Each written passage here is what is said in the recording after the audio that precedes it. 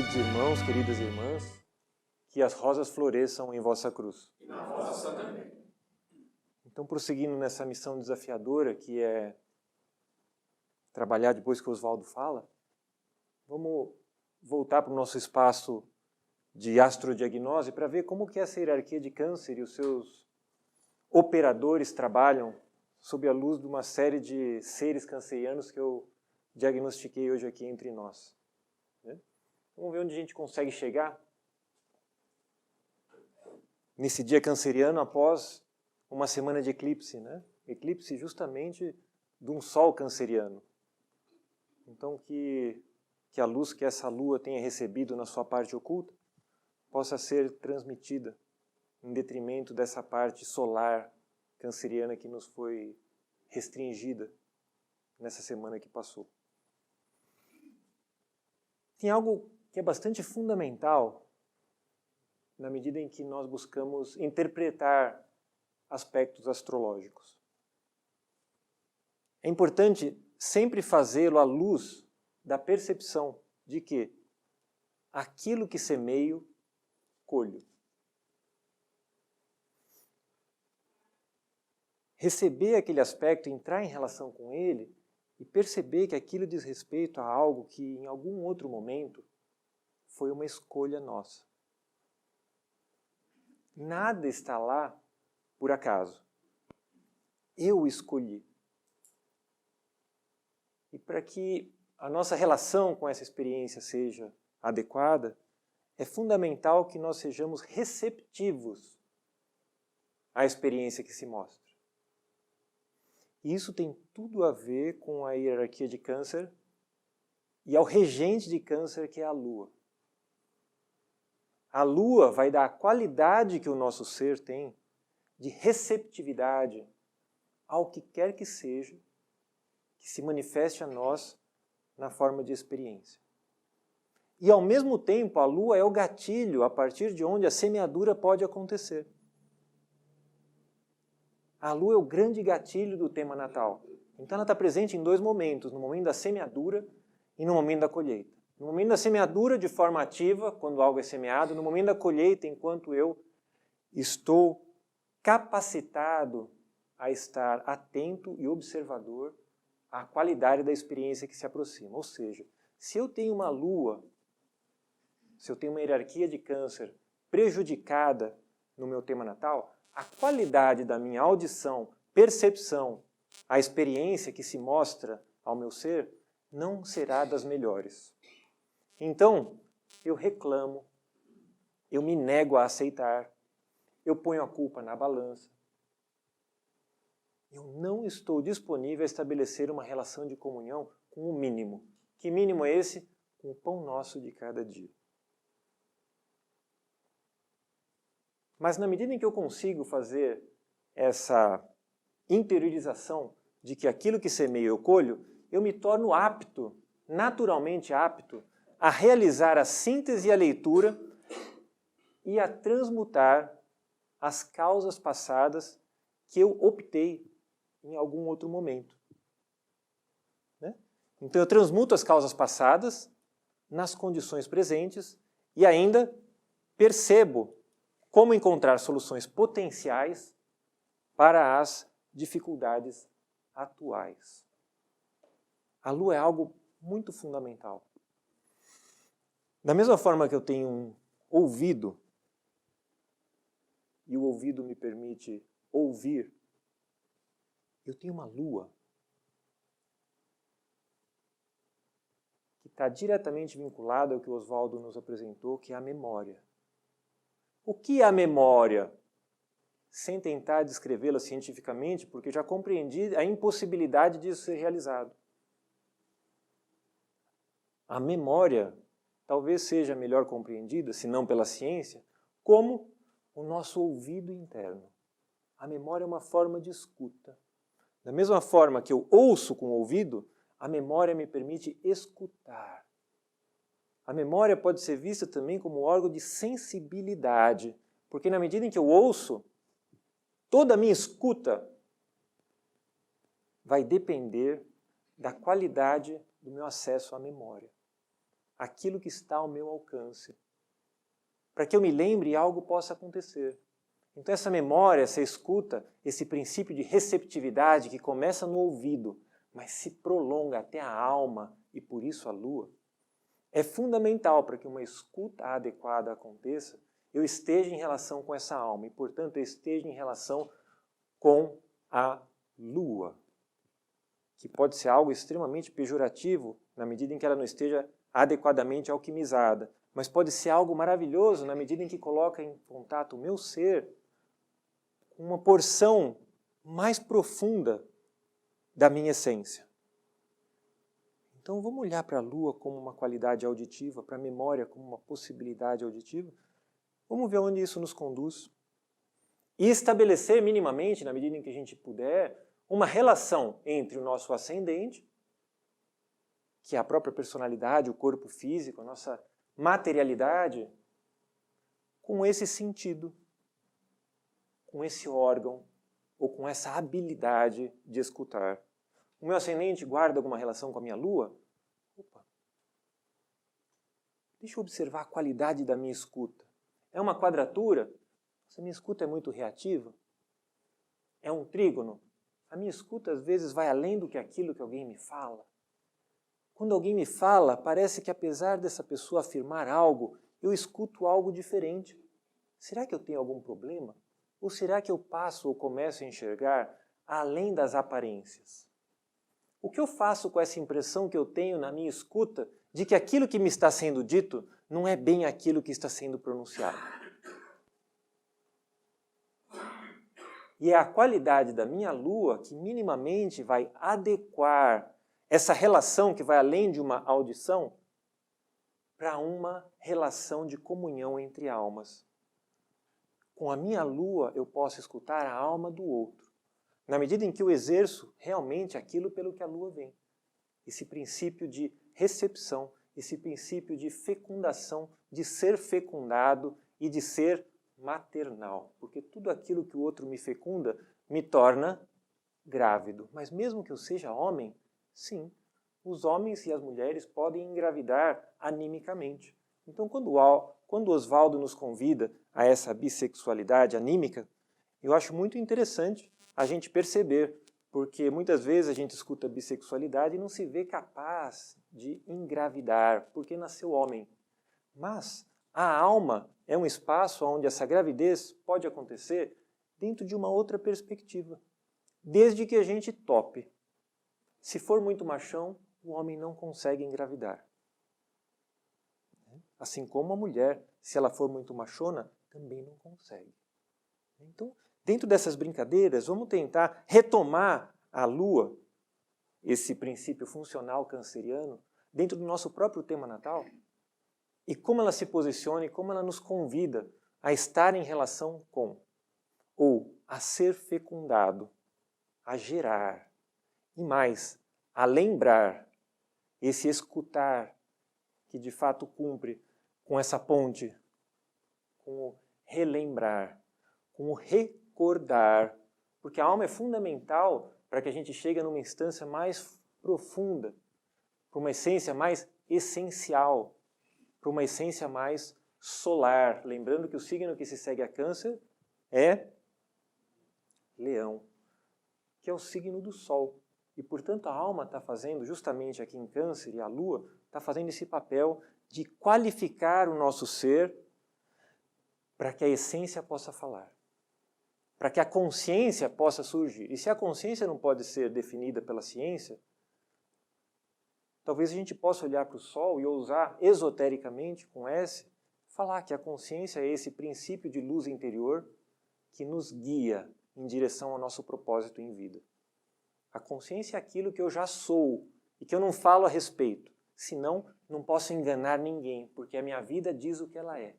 A consciência é meu próprio ser em trânsito, tudo aquilo que transborda desse ser. E que não é só uma falação. Então, um próximo passo talvez seja a gente olhar do ponto de vista estrutural o que seja essa constelação que nomeia essa hierarquia zodiacal de Câncer, né? E aqui a gente nota Não a constelação de Câncer, que quando a gente busca no céu, com muita dificuldade a gente vai encontrar. É uma constelação bem merreca, não é não, Oswaldo? Minúscula. Mas toda constelação tem um coração. A constelação de Câncer tem um coração também. Onde fica o coração da constelação de Câncer? A resposta é óbvia. A resposta é óbvia. Entre o coração da constelação de Gêmeos, Pólux, aquela estrela brilhante, e o coração da constelação de Leão, que é Régulus, também outra estrela gigante. E bem lá no meio, bem no centro da constelação de Câncer, a gente vai encontrar, com uma magnificação maior, um aglomerado estelar, que chamaram de M44.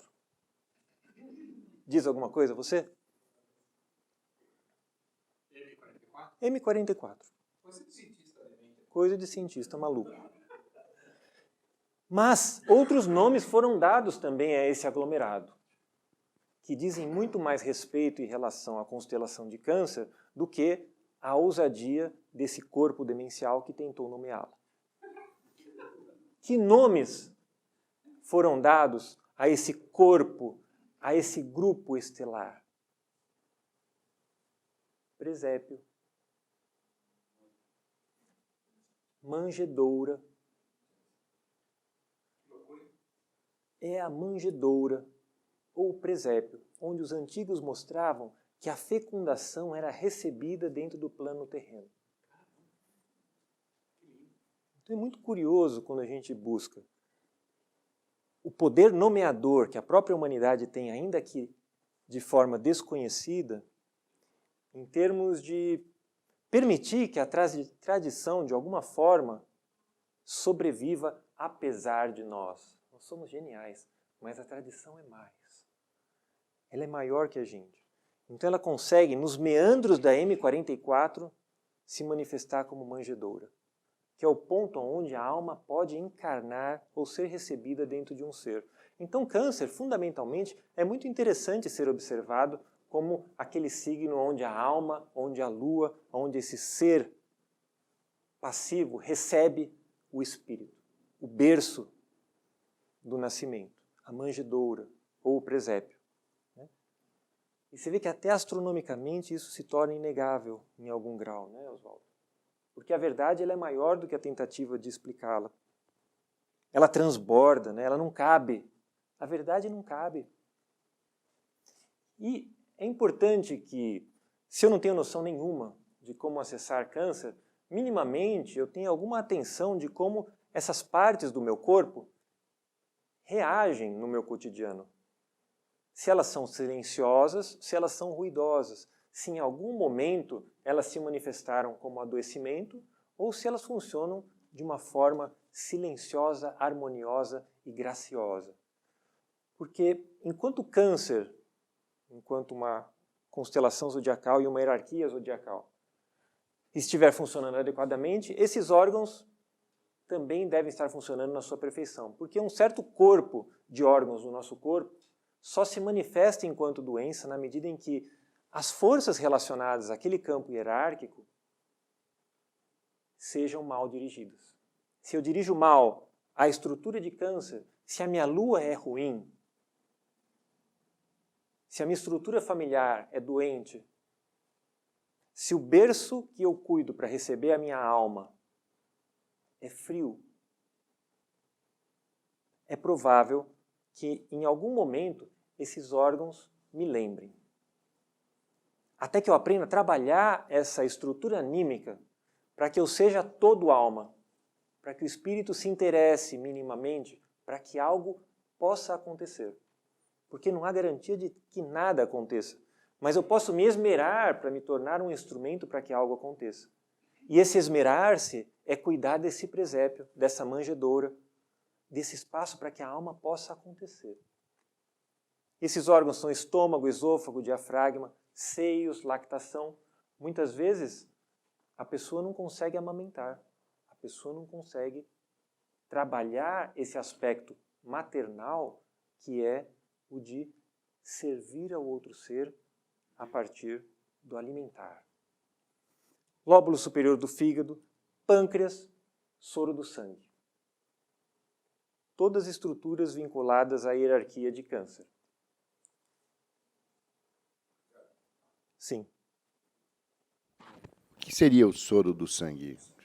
Plasma. Ah, plasma. O sangue tem uma qualidade celular, né, que são leucócitos, eritrócitos, plaquetas, mas ele tem toda uma estrutura constituinte que dá sustentação para essas células estarem. E a qualidade desse soro, que é aquilo que recebe as células, e, portanto, passivamente acolhe aquela possibilidade de seres que fluem no sangue, é dado pela hierarquia de câncer. Assim como toda a linfa do corpo também é governada pela lua e por câncer, o sistema linfático.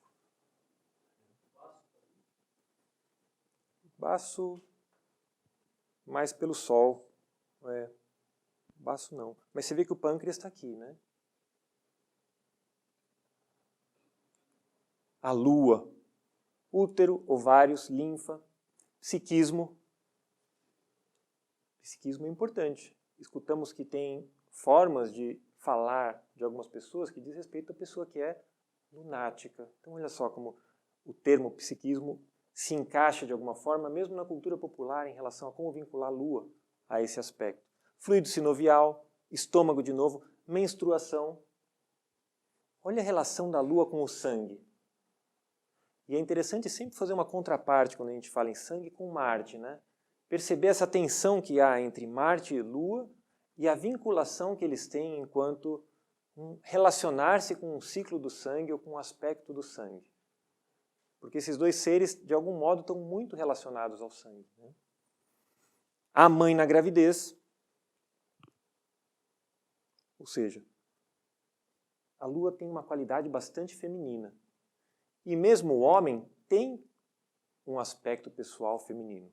Então, o feminino do homem é dado pela qualidade da sua lua. Assim como o masculino da mulher é dado pela qualidade do seu Sol, do seu Marte. Interessante lembrar, do ponto de vista das hierarquias, Câncer está vinculado à hierarquia dos querubins. Quem são os querubins?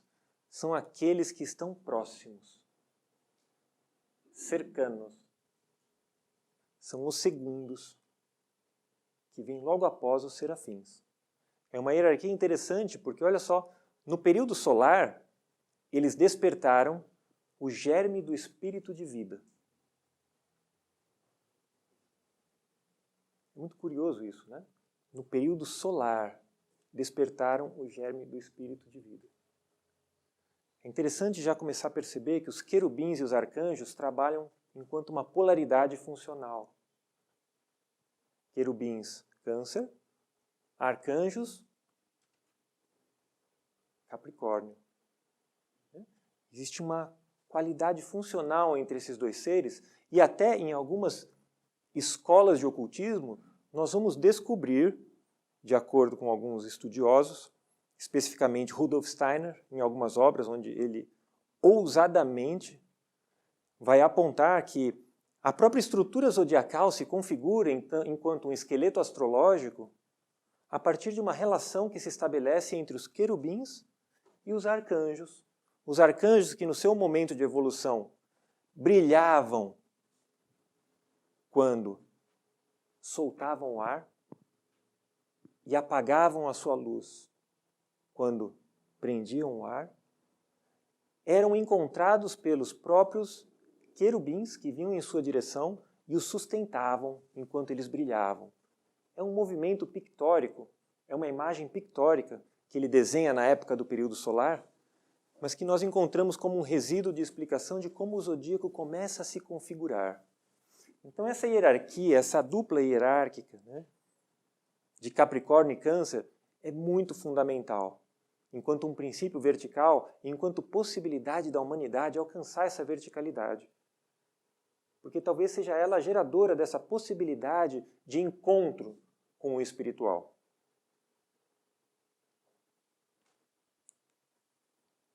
E E aqui tem uma representação pictórica da iconografia cristã de como um querubim é representado. A gente vai ver a descrição desse ser, especialmente no livro de Ezequiel, aonde ele vai descrever esse ser com 4 cabeças, né?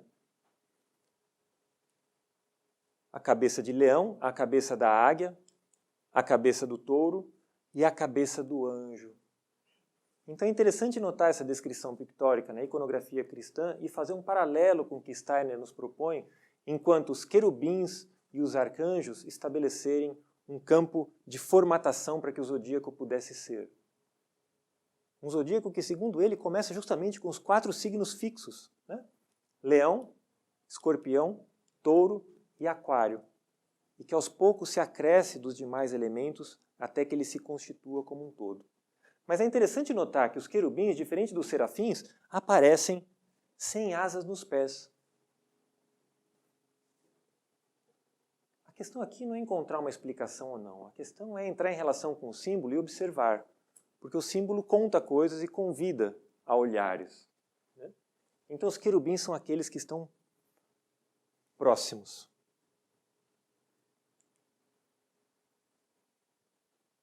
Aqui é interessante a gente notar, né, que Câncer, juntamente com Gêmeos e com Leão, constitui, dentro do diagrama proposto por Max Heindel, o conjunto de signos que determinam o mundo dos espíritos virginais.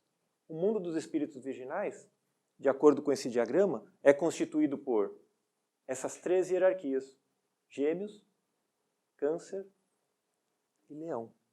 Serafins, querubins e tronos. Nós somos os espíritos virginais. Nós comungamos, em essência, com essas forças. Como a gente transborda essas forças a partir de nós hoje mesmo aqui, manifestos? Cada um deve se perguntar e ver aonde consegue chegar.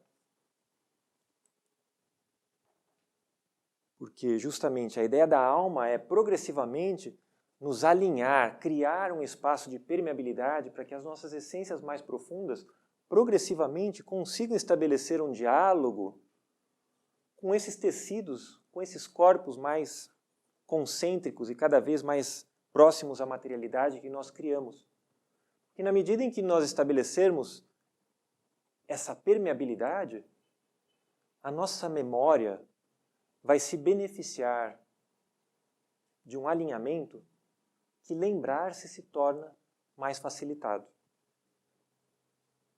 A gente não vai lembrar de tudo, a gente vai lembrar daquilo que nós já somos. Porque toda lembrança, toda recordação, não é um recordar-se de tudo, não é um desvelar total, porque eu só vejo aquilo que eu sou capaz de ver. Eu só reconheço aquilo que eu conheço. Se eu não conheço, não adianta esperar que eu vou me lembrar. Mas eu lembro daquilo com que eu comunguei conscientemente, daquilo que eu participei. Portanto, daquilo que eu sou em algum grau.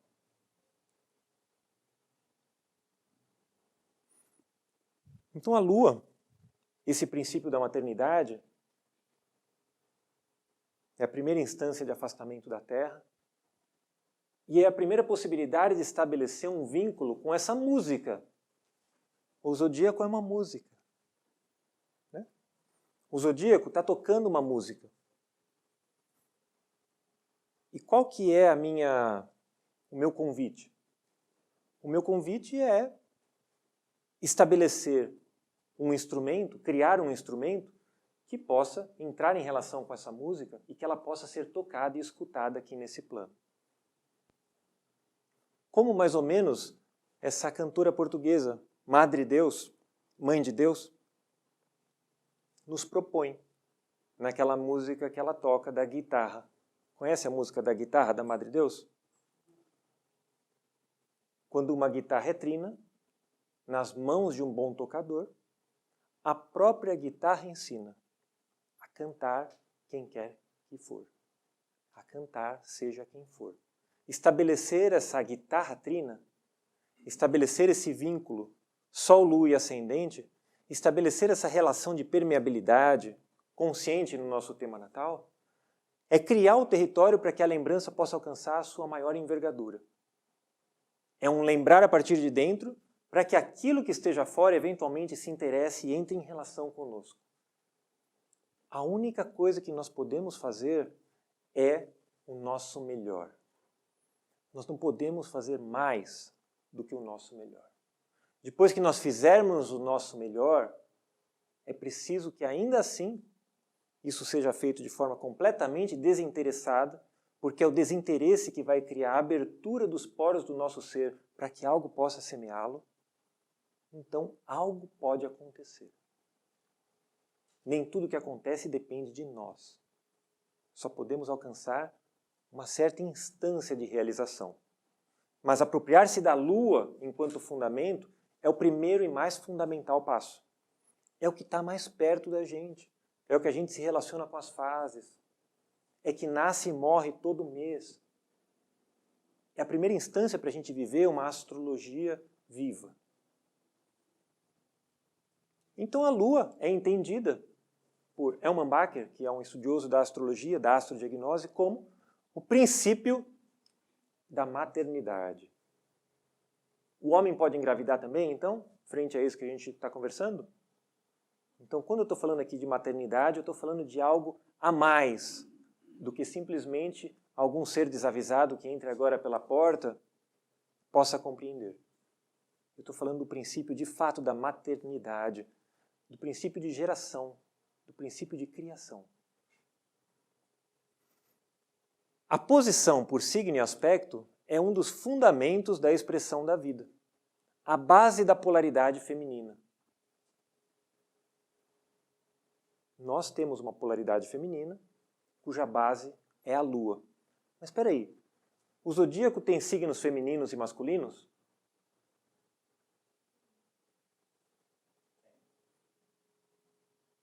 E o que acontece se a base da polaridade feminina entra em relação com um signo de natureza masculina? Pode ser uma concepção. Mas quando algo que está vinculado a um princípio de receptividade se vincula a algo associado a um princípio de atividade dentro do meu próprio ser, por ressonância, qual é a sensação que vocês têm? É mais ou menos confortável? Então, precisamos ser respeitosos com aqueles em que as luas, por um acaso, nasceram em Áries, nasceram em Gêmeos.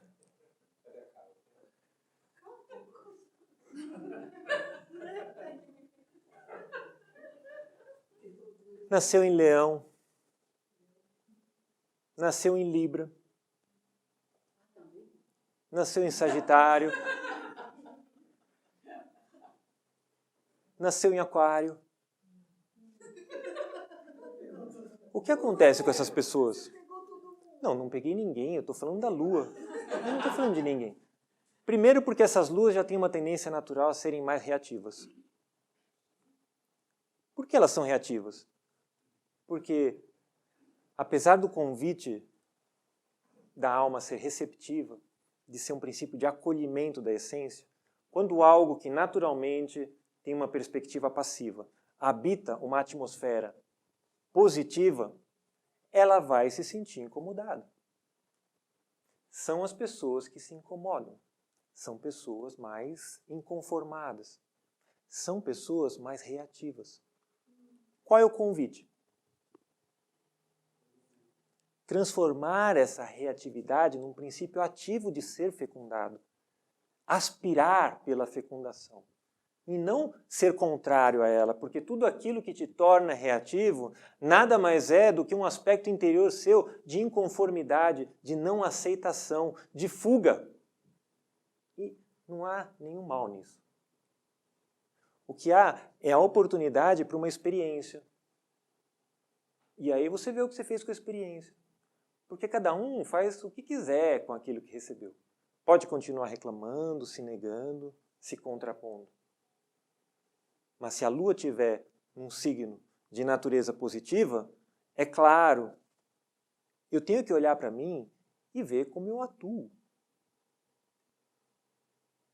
Porque eu sou a grande enciclopédia, não eu. Nós somos a grande enciclopédia da astrologia. Não é alguém que chega aqui e ensina Lua em Gêmeos tal, Lua em Câncer tal, Lua em Capricórnio. Não, é você. E as pessoas que amorosamente escolheram estar ao seu lado e mostrar a partir de si as dificuldades e como elas equacionaram essas dificuldades na própria biografia. A nossa biografia é o maior milagre que pode ser compartilhado com alguém. O meu ser e como eu atuo no mundo é a minha maior preciosidade. Então, quando eu escolho e me abro para conviver com pessoas, eu me abro ao milagre. Eu me torno um milagre. E eu me torno um agente desinteressado de transmutação, porque eu me ofereço em sacrifício. Essa entrega é um princípio do sacrifício. Não é um sacrifício solar ainda, que é algo que eu nem sei se a gente compreende quando fala. Mas a experiência da Lua é uma experiência sacrificial. Principalmente se a Lua estiver num signo positivo. Faz sentido? Eu estou confuso? Está claro isso? Está claro, David? Ótimo. Então, a Lua é a base da polaridade feminina. Ser um homem feminino não fere meu lado masculino. O artista cantou essa música, não cantou? Cantou. Cantou essa música, o Pepeu. Isso. Uma das pedras angulares, que é a raiz, olha que fundamental, de todas as variações de fases receptivas, passivas e emocionais da personalidade. Todos os aspectos receptivos da minha vida, desde quando alguém me dá uma bala, se manifesta na qualidade da minha Lua, em termos de como eu me sinto quando eu recebo. E se eu sou capaz de receber, ou se eu gosto de fazer pelos outros e não quero que ninguém faça por mim. Que das luas é a mais desafiadora, porque é a Lua que aparentemente é a mais generosa, mas no fundo é a mais egoísta, porque não conseguiu abrir-se para a possibilidade de receber aquilo que o outro te oferece. É um desalmado. Que loucura, né? Que loucura. Tem a alma e não usa. É um desalmado.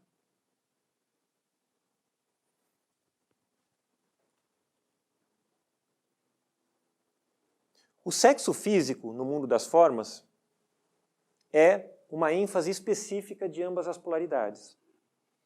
Né? Nasceu homem, ele tem a polaridade masculina, natural, isso é mundo material, região química do mundo físico. Se nasceu mulher, tem a polaridade feminina. Negativo, positivo. Negativo não é pior que positivo, pessoal. Se a gente escuta negativo e positivo e entende que um é melhor que o outro, a gente precisa voltar, observar e pensar no que está falando.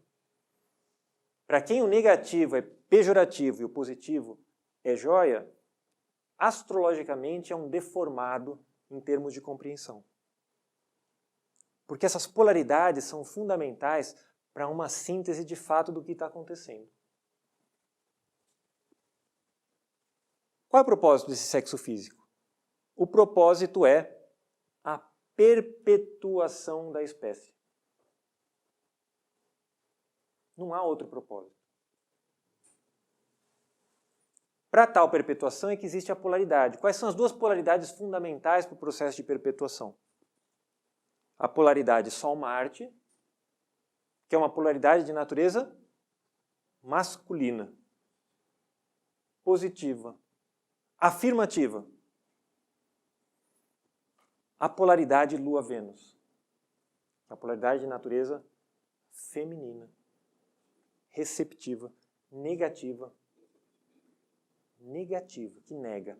Afirmação, negação. É fundamental perceber que não é isso apenas. E que entre uma afirmação e uma negação existe um espaço para que um milagre aconteça. E esse espaço do milagre ele precisa ser sempre concebido, para a gente não diabolizar, para a gente não pensar masculino ou feminino, ou isso ou outro. Existe um espaço entre esses dois onde algo pode acontecer. Que espaço é esse? Não interessa. é o mesmo espaço que existe entre a inspiração e a expiração. Mas esse espaço, que não é um nada, que é algo, é um espaço onde um diálogo pode acontecer. E, quando a nossa respiração e batimento cessarem, é nesse espaço em que o nosso diálogo vai continuar. Que loucura, né? Parece uma coisa poética. Não fiquem assustados, tá? Isso são figuras de linguagem, né? Para a gente poder olhar para algo que a gente não sabe bem o que é, mas desconfia. Alguma questão até aqui? Como as coisas estão indo? Pois não, cavalheiro. Espera um pouquinho só, querido. Deixa eu chegar ao vivo.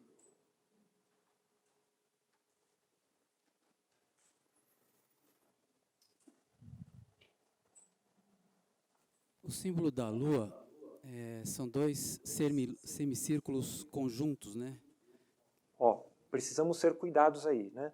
2 semicírculos, você quer dizer os 2 contornos da Lua? Isso. Tá, porque quando se formam os planetas, esses 2 semicírculos se transformam numa linha única. E a Lua também está dentro dos planetas. Por exemplo, veja Mercúrio na cabeça dele, que tem o princípio lunar manifesto. Então, quando o senhor fala 2 semicírculos, quer dizer esse aqui e esse outro que faz aquela Lua um espaço dentro? Isso. É isso? Obrigado. E que é a minha percepção, assim, em termos de regência da alma. É muito alma, né? Então, assim, passei por experiência de sentir ser muito receptivo a ponto de me tornar, de ser um homem, além de feminino, ser efeminado. Eu comecei a ter pensamentos e tendências efeminadas.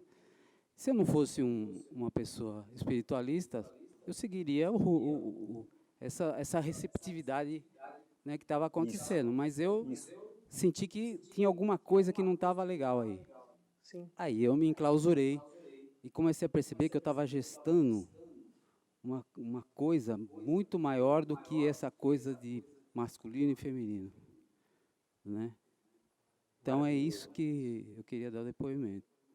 Olha que depoimento maravilhoso, porque a gente pode chegar nas proximidades da compreensão de fenômenos sociais que hoje se nos apresentam em várias instâncias e que têm sido, eventualmente, interpretados de forma equivocada.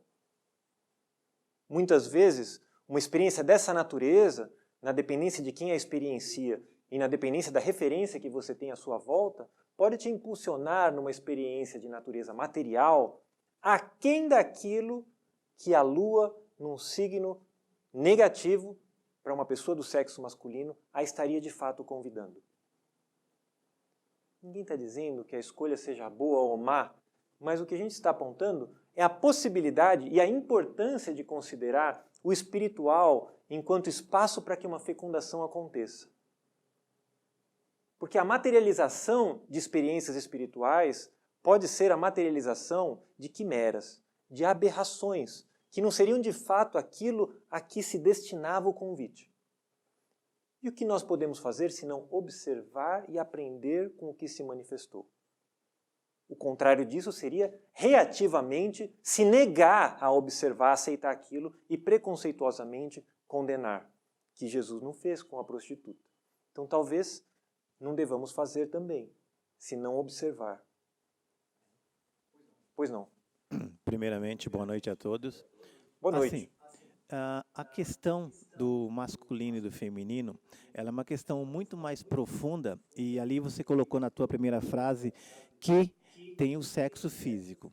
No sexo físico, os homens que têm uma tendência a ter um signo reativo nesse sentido, existe o equilíbrio entre um signo passivo e um signo ativo do princípio da maternidade. Vou dar como exemplo um signo no qual é um passivo e um ativo, mas existe algo muito forte que liga os dois, que é o amor. A experiência viva disso é Marte e Vênus. A mesma coisa, quando se fala dos mistérios, se fala entre a noite e o dia, a chuva e o sol, o frio e o calor, o vento e a ocasião do não vento, certo? Tudo isso vem nesse princípio de maternidade para trazer o amor e para trazer o equilíbrio.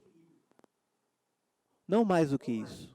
E não ter um olhar negativo e ter um olhar pejorativo sobre esse princípio da maternidade. Muito pelo contrário. O encontro desses dois princípios, por assim dizer, no princípio da maternidade, eles vêm para uma coisa muito mais profunda, para um mistério muito mais profundo do que a gente consegue entender numa relação de amor entre passivo e ativo, entre masculino e feminino, homem e mulher e assim por diante.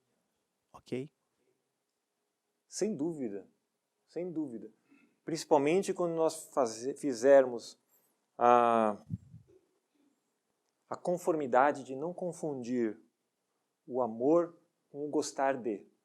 Especialmente nessa instância, quando a gente entrar em relação com o amor enquanto um princípio de comunhão absolutamente inclusivo, isso fará ainda mais sentido, porque não há espaço para pejorativos dentro de um tecido de comunhão, senão um espaço para se observar as diferenças e peculiaridades de cada irmão e de cada irmã. Me equivoco?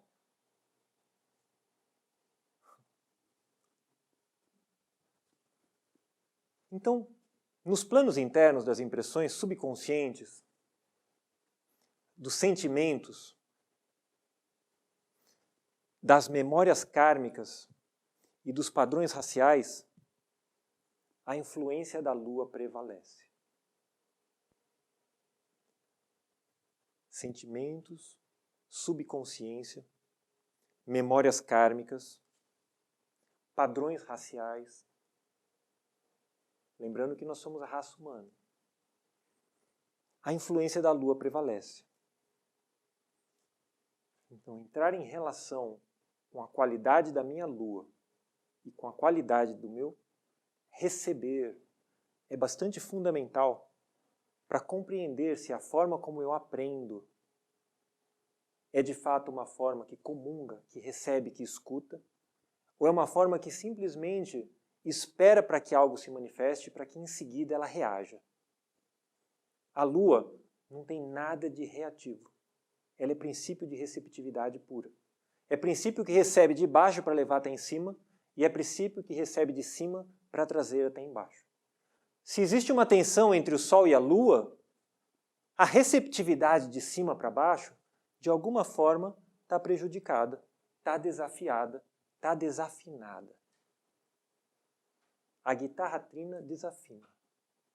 Se existe um atrito entre ascendente e regente do ascendente com a Lua, o princípio de condução e receptividade do espírito a partir de baixo para cima está desafiado, está desafinado.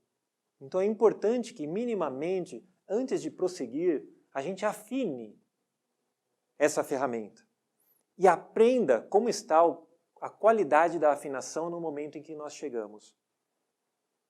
Sol quadrado Lua? Opa, será que dessa vez eu vou escutar de fato aquilo que a minha essência me convida? Ou será que de novo eu vou fingir que eu não escutei e vou me envolver com aquilo que eu sou convidado e não com aquilo pelo que vim?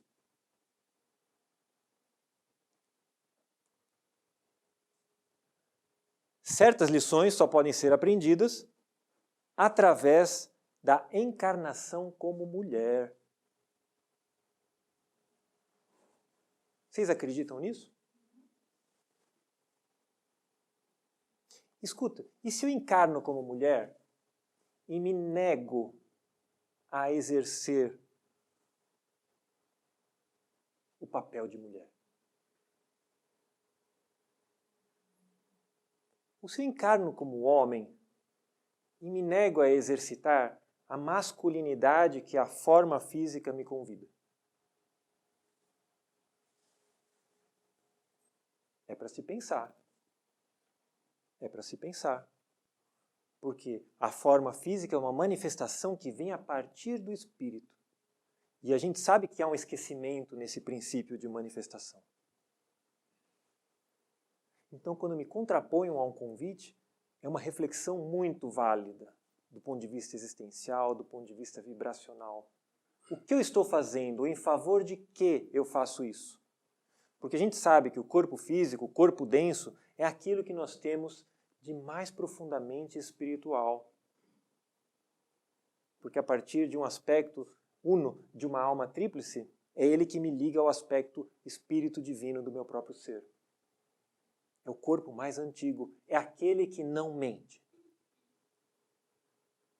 Se eu me recuso a ver a verdade, porque eu não posso vê-la, não posso me lembrar dela, então é fundamental que a gente assista o final da ópera do Anel dos Nibelungos e ver o que aquilo custou a Parsifal quando ele se esquece da verdade. E se alinha com forças no casamento com Gutrune? Desculpe, Siegfried. Se alinha no casamento com Gutrune? Por um esquecimento do que seria aquela verdade, que é o princípio espiritual a partir de onde ele emana. E nós somos seres esquecidos. Nós temos tido exemplos repetidos de que a qualidade da nossa lua não é das melhores, de que a nossa relação com a nossa própria lua não é das melhores. E se a lua tem a ver com a memória, esquecimento tem tudo a ver com a lua também. Você se moveu de uma forma a querer falar? Não, mas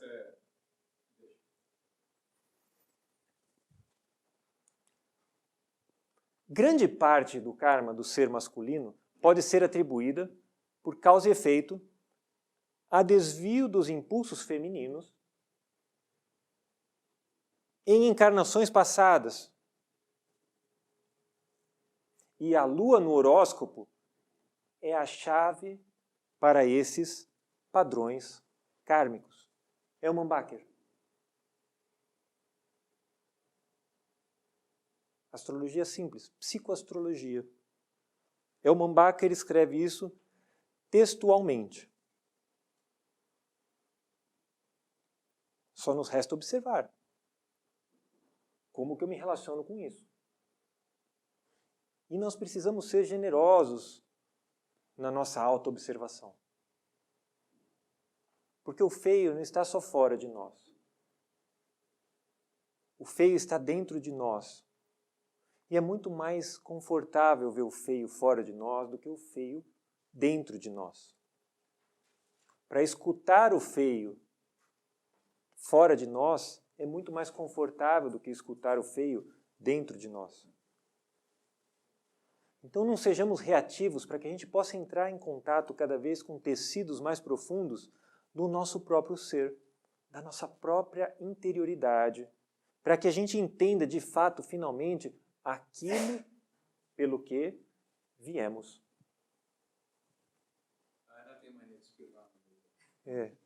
Eu entendi. Eu vou ser cuidadoso, Ana. Vou medir as palavras. O karma que o homem expia através das mulheres é a objetivação de sua polaridade feminina não regenerada.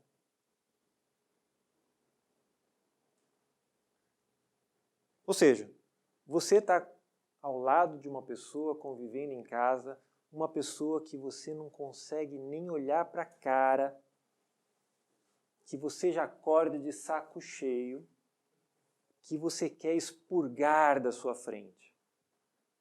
E você acredita que aquilo diz respeito à pessoa que está lá. Olha onde a gente se encontra.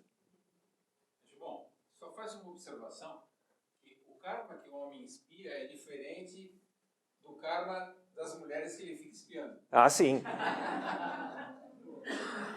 O homem que fica espiando a mulher é ainda outro ser, que está semeando a partir da sua lua uma outra qualidade experiencial.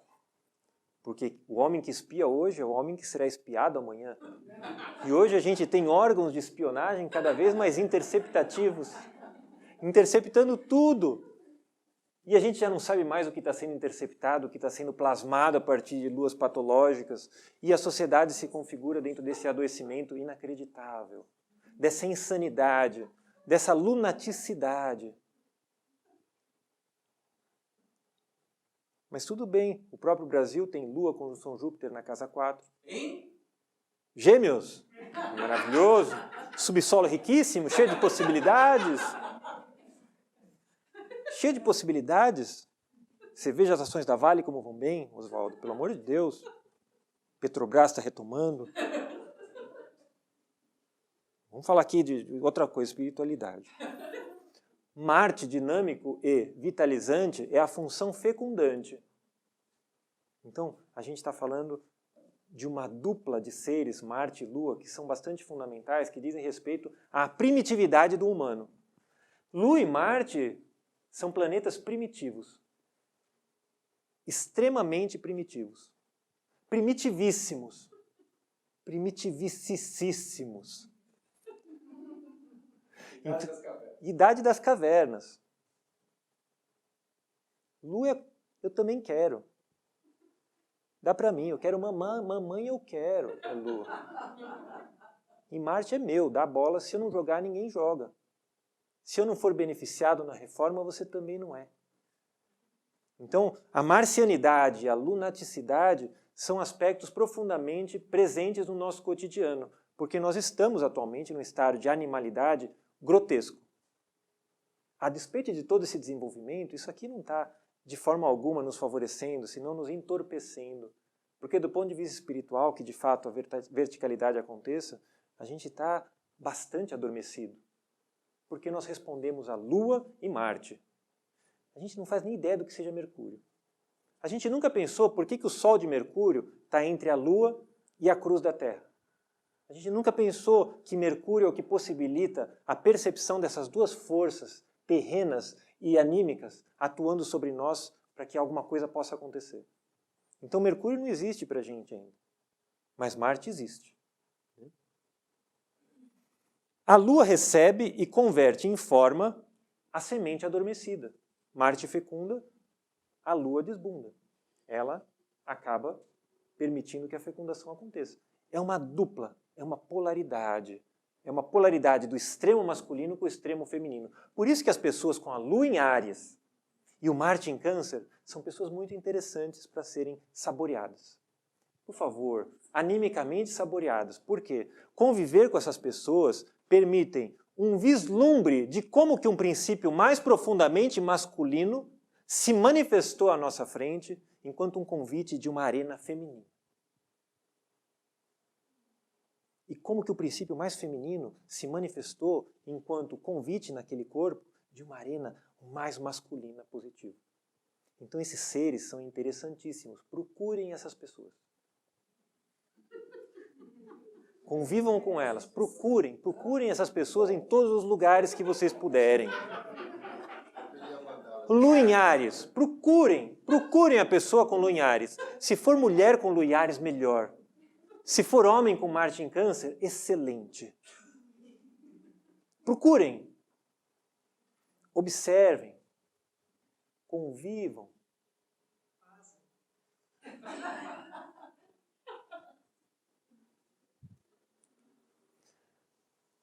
É como mãe que o potente egoísmo, dominação e destrutividade de Marte, vocês sabiam que Marte é egoísta, dominante e destrutivo? Escutem. Quem ainda não chegou a essa conclusão vai escutar a obra Os Planetas, de Host, e vai escutar o planeta Marte antes de escutar o planeta Vênus, antes de escutar o planeta Mercúrio, antes de escutar o planeta Júpiter. E observem aonde que essa sonoridade remete o seu ser. Marte. Então, é como mãe que esse potente egoísmo marciano recebe as primeiras transmutações alquímicas através do sacrifício próprio exigido pelas funções da maternidade. Percebe como que a alquimização de algo muito cristalizado pode acontecer? No mundo físico, quando a gente não elaborou, no mundo suprafísico. Seja lá o que for esse mundo suprafísico, não precisa querer entender. Ele se mostra na medida em que o físico se resolve. É como casca de mexerica, né? Para a mulher, sentenciou o Senhor, multiplicarei grandemente teu sofrimento na gravidez. Em meio à agonia, darás à luz filhos. Seguirás desejando influenciar seu marido, mas ele te dominará. O que você acha dessa parte que o marido domina, Oswaldo? Ele não escreveu a parte final, mas o marido pagará a pensão. A Bíblia precisa ser atualizada, é isso que você está dizendo? Interessante. Então fica aí o adendo do Oswaldo para o pessoal ficar esperto, que não vai chegar dominando não, né? É. Então, o mesmo impulso que leva uma mulher primitiva, semelhante ao animal. Olha, essas palavras são de Oman Baker, o grande estudioso da astropsicologia, dentro de uma perspectiva espiritualista. Então, observem como ele é intenso na forma de trazer isso, né? O mesmo impulso que leva uma mulher primitiva, semelhante ao animal, a ceder seu corpo à dor, para que a corrente de vida possa ser perpetuada, é, no microcosmos, idêntico ao quê? No macrocosmos. Se a gente puder pegar essa lua dentro da maior animalidade que ela nos impulsiona, o princípio da geração materna, e elevá-la a um princípio transcendente de funcionamento, no que ela se transforma? Sim. Ela é um condutor de luz. Por isso ela se esvazia e se enche. Quando ela se esvazia, ela se enche de luz, aonde ela é escura o resto do ciclo. E ela se enche depois para despejar a luz que ela recebeu. Então sim, lua e luz estão relacionadas, mas não esquece que é uma luz refletida. Não é uma luz produzida. Isso da gestação é semelhante ao quê? Àquele mesmo impulso pelo qual um mestre, através de formas de transmutação alquímica altamente desenvolvida, nutre a vida espiritual da raça. Percebe a diferença da qualidade de fecundação de uma lua animalizada para uma lua espiritualizada? E ninguém aqui está querendo dizer que a animalidade é superior à espiritualidade. Senão há princípios funcionais enquanto opções. A mulher primitiva responde instintivamente ao apelo do sangue e do desejo. Essa é uma experiência do tipo Lua-Marte. Qual é a relação que eu tenho da minha Lua com Marte? O mestre realiza suas aspirações transcendentes com amor impessoal, como expressão de luz espiritual, e sintetiza todo o espectro planetário. Então, qual é o tipo de relação que não a Lua-Marte nesse caso?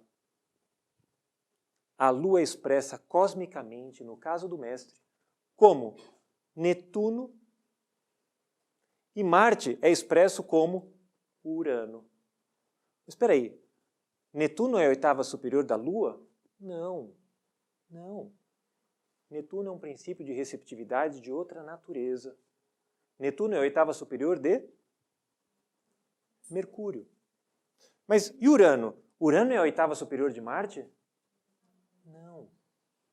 Urano é a expressão ativa de forma altruísta de algo que Marte faz totalmente em função de si mesmo. Urano é a oitava superior de Vênus. Mas podemos fazer esse exercício, porque, de fato, Netuno é a segunda oitava depois da Lua. Urano é a segunda oitava depois de Marte. Existem oitavas e oitavas. E o mestre trabalha alquimicamente na correlação de planetas que para nós não são nada evidentes em um primeiro momento. E é pela relação como esses planetas conversam no meu tema natal que eu já tenho alguma ideia de como esses tecidos, de como essas cordas foram estabelecidas. E do porquê a minha vida é como ela é. E por que eu ainda não compreendo, e por que as coisas são mais difíceis para mim do que poderiam ser. Está claro isso? Enquanto uma ideia básica?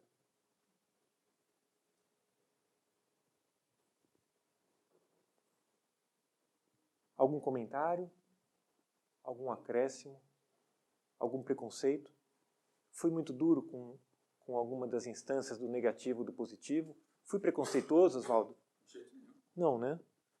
Acho que esses temas, quando a gente chega na borda de questões que estão entre o humano e o anímico, eles sempre desafiam a bondade do ouvido dos ouvintes, que no caso de ouvintes um pouco mais reativos, não é uma experiência fácil, né? Então eu só posso agradecer a bondade, como vocês ouviram, palavras que podem ter soado duras em alguns momentos, mas que são simplesmente um olhar, né? Você tem toda a capacidade, credenciais para falar da Lua. Eu sou um manipulador, né? Porque a Lua no meu ascendente é o regente da casa 7, então eu convenço as pessoas daquilo que elas não acreditam, né? Então vocês têm que me escutar com muita parcimônia, né? Para não enrolar vocês. Porque essas pessoas que têm essa habilidade, elas podem ser destrutivas socialmente, né? E é importante a gente saber de onde a gente está escutando e quem a gente está escutando. Senão as pessoas podem até nos enganar com a aparência de que, de fato, elas portam uma verdade superior, né, Oswaldo? Uma hora você falou do desalmado, ele tem a alma e não a usa. O homem do subsolo, ele se encontra mais ou menos aí? O homem do subsolo é o agricultor? O Dostoiévski. Dostoiévski. Que obra? Memórias do Subsolo. Não li. Não li essa obra. Mas se você pegar o Crime e Castigo nas primeiras relações, né, quando o criminoso mata a velhinha, você pode ver quase que uma situação de desalmado. Se você pegar o Victor Hugo nos Miseráveis, nas primeiras instâncias, logo que ele sai da galé, ele é quase que um desalmado. Mas você vê no que um desalmado pode se destinar, né? Porque o desalmado é a experiência que conduz a pessoa ao fundo do poço. Porque é a alma que te torna leve para que você possa ascender ao espírito. Quando você se liberta de tudo que ela te convida, você vai para o fundo. Então o desalmado é sempre um estado transitório, salvo aqueles que conseguiram fazer algum tipo de pacto que não sejam compreensíveis para mim. Você vê que nem Fausto conseguiu, ao ponto de fato perder a sua alma. E aí talvez a gente tenha que ir para uma literatura de outro... Clarice Lispector conta no conto O Distraído, por não estarem distraídos, uma qualidade em que a distração não seja algo pejorativo, senão como condição necessária e fundamental para que o espiritual se manifeste. Tanto que por não estarem distraídos, nada mais acontece. É só quando estavam distraídos que de fato eles eram semeados, porque eram distraídos e férteis, né, porosos, como poros do banquete do Platão. Então a distração não necessariamente é algo ruim, se bem que a atenção é fundamental. Mas a questão aqui, a gente está falando da carta do mago, da concentração sem esforço. É uma pseudo-distração. A distração não é de todo pejorativa, né?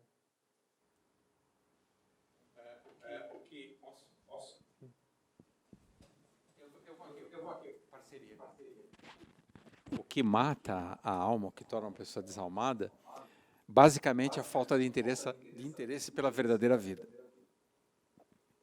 Quem só se interessa pela vidinha está ressecando sua alma, vai ser um desalmado.